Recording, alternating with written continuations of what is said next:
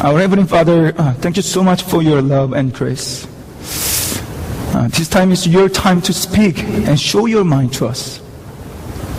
I pray that please open our heart and ears to receive your word and your love through this time, Lord. Speak, Lord, for your servant of listening. 사랑의 하나님 감사합니다. 우리에게 주님을 예배할 수 있는 특권과 이렇게 하나님을 찬양하고 하나님의 말씀을 들을 수 있는 이런 시간을 주셔서 감사합니다. 하나님 이 시간을 통해 우리에게 말씀하여 주시고 그 주신 말씀을 마음판에 새겨서 주님의 뜻대로 살아갈 수 있도록 인도하여 주시옵소서. 이 시간 온전히 주님의 이름만이 증거되길 소망합니다. 여호와여 말씀하여 주시옵소서. 주의 종들이 듣겠나이다. 감사드리며 우리 말씀의 주체 되신 예수 그리스도의 이름으로 기도드리옵나이다. 아멘. 예, 감사합니다. 우리 앞뒤 좌우에 있는 분들한테 좀 이렇게 인사 나눴으면 좋겠습니다. 오늘 너무 좋습니다. 앞뒤 좌우에 있는 분들에게 오늘 너무 좋습니다. 아유, 반갑습니다. 환영합니다. 예. 오늘따라 더 이렇게 얼굴이 환하게 더 비춰지시는 것 같습니다. 우리 성도님들이. 예. 지난주는 저희가 안수식으로, 이제 제가 잠깐 건너뛰었지만, 그 전 2주 동안 저희는 마태복음 강해를 통해서 계속해서 사순절에 대한 그런 말씀을 듣고 있었습니다. 기억들 하십니까? 이게 제일 어려운 질문입니다. 기억하시냐는 질문이. 첫 번째가, 그래도 혹시 제가 리마인딩 해드리겠습니다. 첫 번째가 뭐였죠? 첫 번째가 마태복음 16장의 참된 십자가의 도였습니다. 예, 그래서 참된 십자가의 도는 제가 뭐라고 말씀드렸죠? 우리를 버리고 십자가를 지고 죽기까지 예수 그리스도를 따르는 삶이 참된 십자가의 도라고 말씀드렸습니다. 그리고 두 번째, 그 다음 주에 했던 마태복음 21장, 예루살렘에 그 입성하시는 그 장면을 우리가 보았습니다. 말씀 그대로, 예언 그대로 나귀를 타고 오신 예수님. 그리고 말씀 그대로 다시 오실 그 예수님을 한번 우리 그 21장을 통해서 봤었습니다. 기억들 하시죠, 이제? 많이 기억들이 나시죠? 새록새록. 감사합니다. 자, 드디어 그리고 오늘 예루살렘에 이제 도착하신 그 예수님께서 마지막 사역을 하십니다. 일주일 동안, 오늘부터 시작해서 일주일 동안 마지막 사역을 합니다. 그것을 우리가 고난주간이라고 부르는 것입니다. 그래서 오늘부터 시작하여 토요일 우리 고난주 새벽 기도가 끝나는 날까지 우리 그 예수님의 마지막 행적을 따라서 하나하나 그 마태복음의 그 강해를 통해서 볼 것입니다. 그 마지막 행보의 첫 번째가 바로 오늘 본문의 내용입니다. 근데 여러분, 이렇게 우리가 삶을 살아가다 보면 우리는 이런 말을 꼭 할 때가 있습니다. 우리 이것만은 꼭 짚고 넘어가자. 우리 저기 그 제목처럼 이것만은 꼭 짚고 넘어가자 라고 하는 그 얘기를 하셔본 적이 있으시죠? 삶을 살아가다 보면 어느 때 합니까? 이것만은 꼭 짚고 넘어가자 이런 말. 보통 이 말은 어떤 그 중요한 일을 하기에 앞서서 이 중요한 일을 잘 성사시키기 위해서 한번 검토해보자, 다시 한번 돌아보자, 이런 말로, 이런 뜻으로 우리가 이것만은 꼭 짚고 넘어가자, 그런 말을 사용하지 않습니까? 예를 들어서 이렇습니다.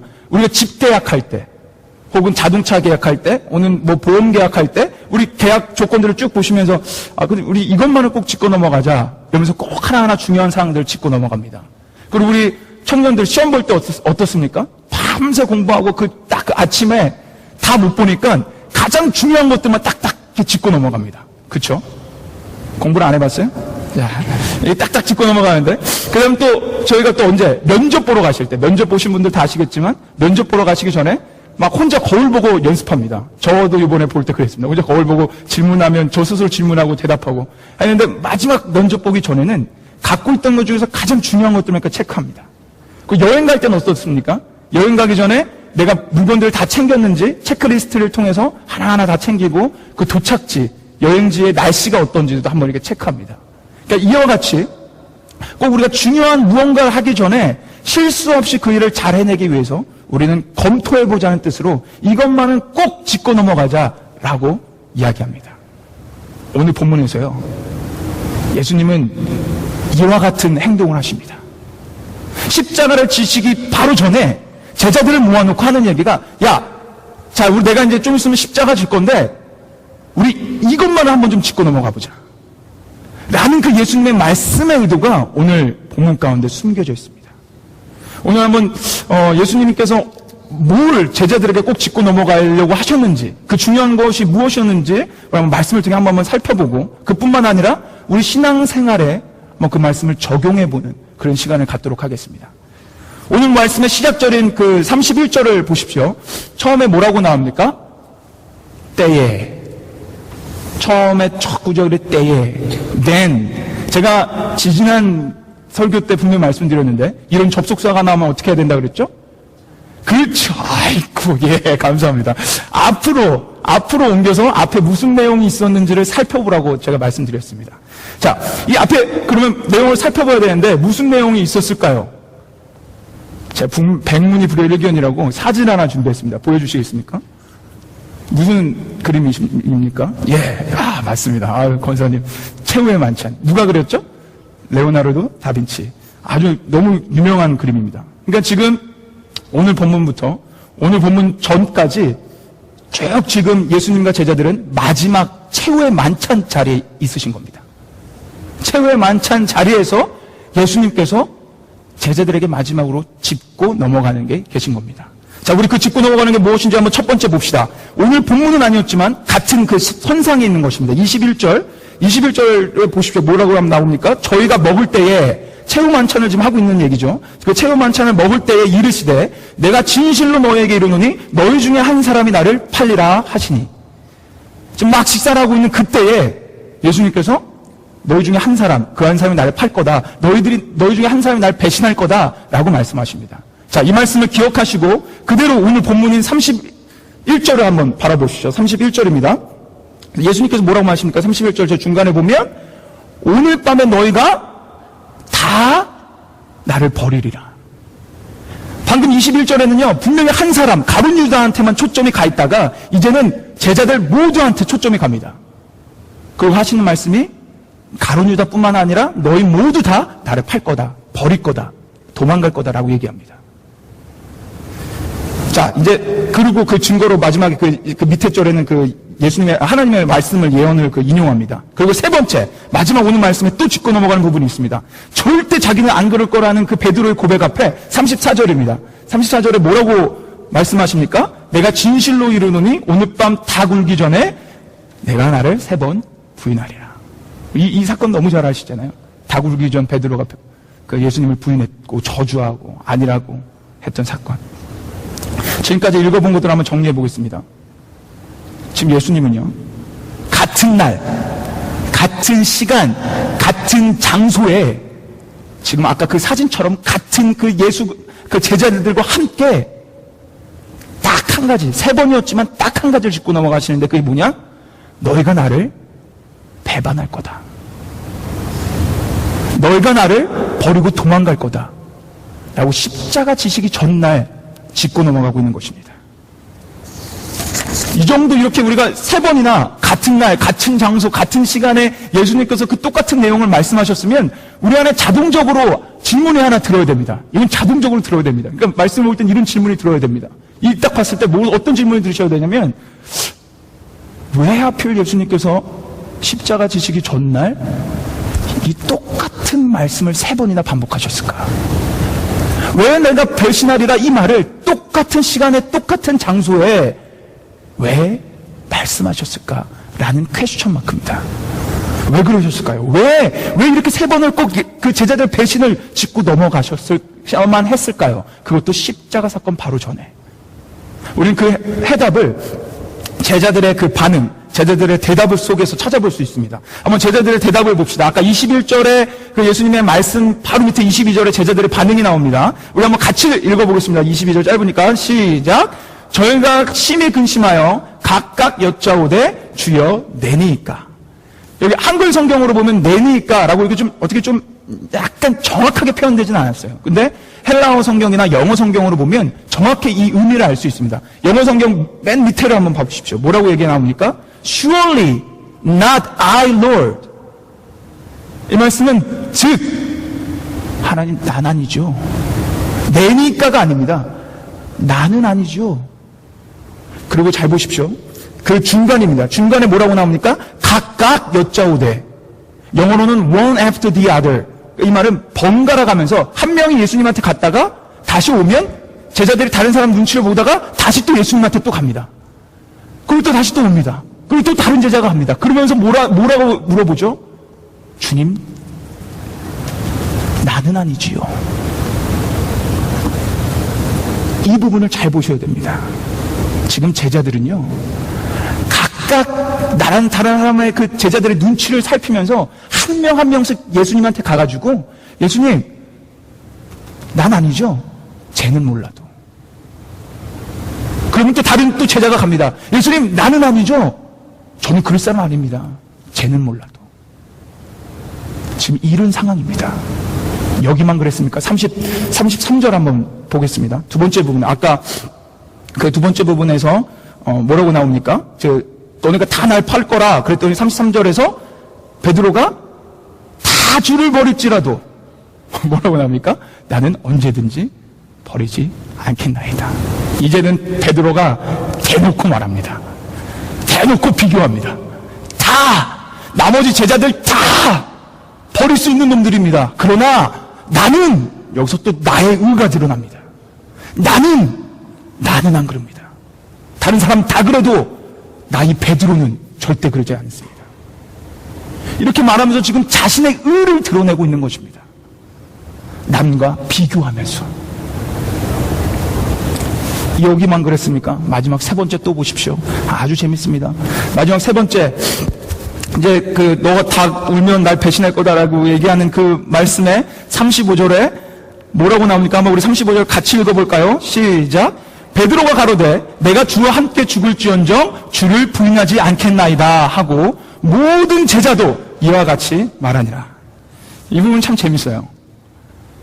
보십시오. 이전에 우리가 방금 읽었지만 34절에 예수님은 베드로에게 얘기합니다.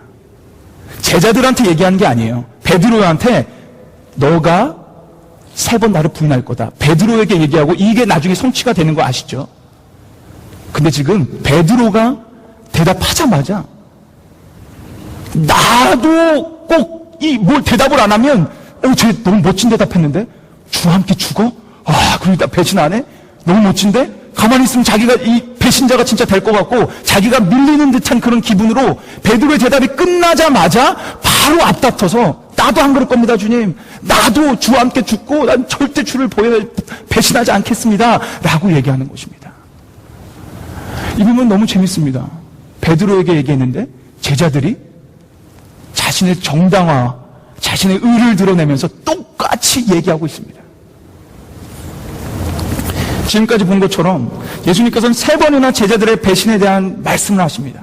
그리고 그 말씀 앞에 제자들은 남들과 자신을 비교하며 자신의 의를 지금 드높이고 있는 것입니다. 그런데 한번 생각해 보십시오. 이 제자들의 우월의식, 비교의식, 자신의 의를 드러내려고 하는 마음이 얼마나 심각했으면 예수님께서 가장 중요한 십자가 사건을 바로 앞두고 3번씩이나 콕콕콕 짚고 넘어가야만 했을까요? 얼마나 제자들의 문제가 심각했으면. 솔직히 이 부분을 그냥 단순하게 읽으면요. 그래, 우리는 인간이니까 호언장담할 수 없어. 우리는 학원할 수 없어. 라고 솔직하게 생각할 수 있습니다. 그리고 그것도 맞는 얘기입니다. 그러나 우리는 이 부분에서 왜 예수님이 하필 3번 얘기했을까? 어떤 걸 지적하고 싶어서 예수님께서 말씀하셨을까를 좀 더 우리 고민하면서 봐야 됩니다. 이 제자들은 자신의 의를 가지고 자신의 의를 드러내고자 예수 그리스도를 쫓고 있습니다. 우리가 지금까지 계속 봤던 것처럼 제자들은 예수님을 구세주로 따르고 있는 것이 아니라 로마에서 구출해낼 메시아로, 그 왕으로 따르고 있습니다. 자신의 욕심과 자신의 의의 눈이 먼 채 지금 예수님을 따르고 있다는 것입니다. 그러다 보니 예수님을 참되게 바라보지 못하는 것, 자신의 의와 자신의 우월의식에 사로잡혀 있는 그것을 예수님께서 지적하고 계신 것입니다. 예수님은 바로 이 우월의식에 사로잡혀 있는 제자들의 그 부패한 마음을 지적하기 위해서 오늘 배신의 말씀을 3번이나 콕콕콕 집어서 하신 것입니다. 저는 오늘 이 제자들의 모습을 이렇게 보면서 예수님께서 하신 비유가 하나 제 마음속에 탁 하고 떠오르더라고요.